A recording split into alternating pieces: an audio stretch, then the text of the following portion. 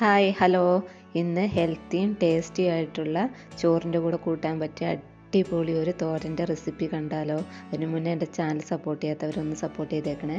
അപ്പോൾ റെസിപ്പി കണ്ടാലോ? ഒരു ബൗളിലേക്ക് 1 കപ്പ് സോയാബീൻ ഇട്ട് കൊടുത്തിട്ടുണ്ട്. അതിലേക്ക് തിളച്ച വെള്ളം ഒഴിച്ചു കൊടുക്കുക. അല്പനേരം മാറ്റി വെക്കാം. ഇതാ തണുത്ത് വന്നതിന് ശേഷം അത് കഴുകിയെടുക്കുക. നല്ലപോലെ പിഴിഞ്ഞ് വെള്ളമൊക്കെ കളഞ്ഞെടുക്കുക. ഇനി വെള്ളം കളഞ്ഞെടുത്ത സോയാബീൻ ഒരു മിക്സിയുടെ ജാറിലേക്ക് ഇട്ടൊന്ന് ക്രഷ് ചെയ്തെടുക്കണേ. അങ്ങനെ ഇതാ നല്ലപോലെ ക്രഷ് ചെയ്തെടുത്തിട്ടുണ്ട്. ഇനി അതൊരു ബൗളിലേക്ക് മാറ്റാം.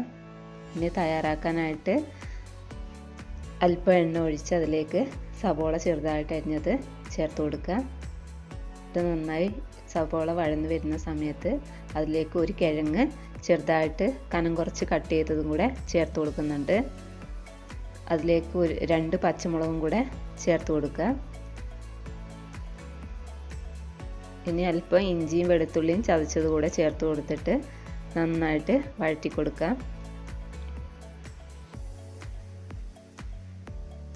അങ്ങനെ കിഴങ്ങൊക്കെ അല്പം ഒന്ന് വെന്ത് വരുന്ന സമയത്ത് അതിലേക്ക് ഒരു തക്കാളി കട്ട് ചെയ്തതും കൂടെ ചേർത്ത് കൊടുക്കുക. വഴറ്റി കൊടുക്കുക.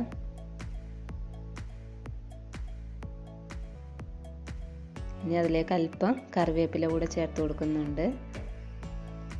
പിന്നെ പൊടികളായിട്ട് 1/4 ടീസ്പൂൺ മഞ്ഞൾപ്പൊടി, 1/4 ടീസ്പൂൺ മുളക് പൊടി, 1 സ്പൂൺ ചിക്കൻ മസാല കൂടെ ചേർത്ത് കൊടുക്കുന്നുണ്ട്. 1/4 ടീസ്പൂൺ ഗരം മസാലയും കൂടെ ചേർത്ത് കൊടുക്കുക. ഇനി അതൊന്ന് നന്നായിട്ട് ഇളക്കി ആ പൊടിയുടെ പച്ചമണമൊക്കെ മാറുന്നിടം വരെ ഇളക്കി കൊടുക്കുക. ഇനി അതിലേക്ക് നേരത്തെ ക്രഷ് ചെയ്ത് വെച്ച സോയ ചങ്ക്സ് ഇട്ട് കൊടുക്കുക.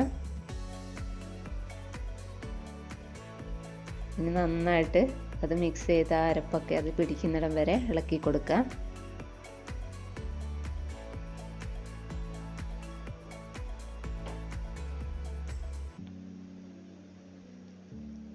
ഇനി അതിലേക്ക് ആവശ്യത്തിന് ഉപ്പ് കൂടെ ചേർത്ത് കൊടുക്കുക. എന്നിട്ട് നന്നായിട്ടൊന്ന് ഇളക്കി കൊടുക്കുക. ഉപ്പിടാൻ മറന്നുപോയായിരുന്നു. ആദ്യം തന്നെ ഇടുക. വഴറ്റുമ്പോൾ തക്കാളിയൊക്കെ വഴറ്റുന്ന സമയത്ത് ഇട്ട് കൊടുത്താലും മതിയേ. ഇനി അതിലേക്ക് അല്പം തേങ്ങ കൂടെ ചേർത്ത് കൊടുക്കുന്നുണ്ട്. ഒരു 1/4 കപ്പ് തേങ്ങ എടുത്തിട്ടുണ്ട്. ഇനി അത് നന്നായിട്ടൊന്ന് ഇളക്കി യോജിപ്പിച്ച് കൊടുക്കുക. ഇനി തട്ടിപ്പൊത്തി വെച്ച് കൊടുക്കുക.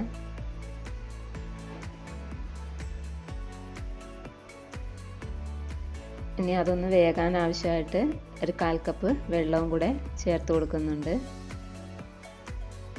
ഇനി അത് അടച്ചു വെച്ച് വേവിക്കുക. അങ്ങനെ ഇതാ അടിപൊളി ടേസ്റ്റി ഹെൽത്തി ആയിട്ടുള്ള സോയ ചങ്ക്സ് കൊണ്ടുള്ള തോരൻ തയ്യാറായിട്ടുണ്ട്. ഇതിലേക്ക് മുട്ട വേണമെങ്കിൽ പൊട്ടിച്ചൊഴിക്കുക. നല്ല ടേസ്റ്റ് ആയിരിക്കും. അങ്ങനെ ഇത് അടിപൊളി തോരൻ റെഡി ആയിട്ടുണ്ട്. ഇന്നത്തെ റെസിപ്പി ഇഷ്ടമായ എൻ്റെ ചാനൽ ഒന്ന് സപ്പോർട്ട് ചെയ്യാൻ മറക്കല്ലേ. Thanks for watching.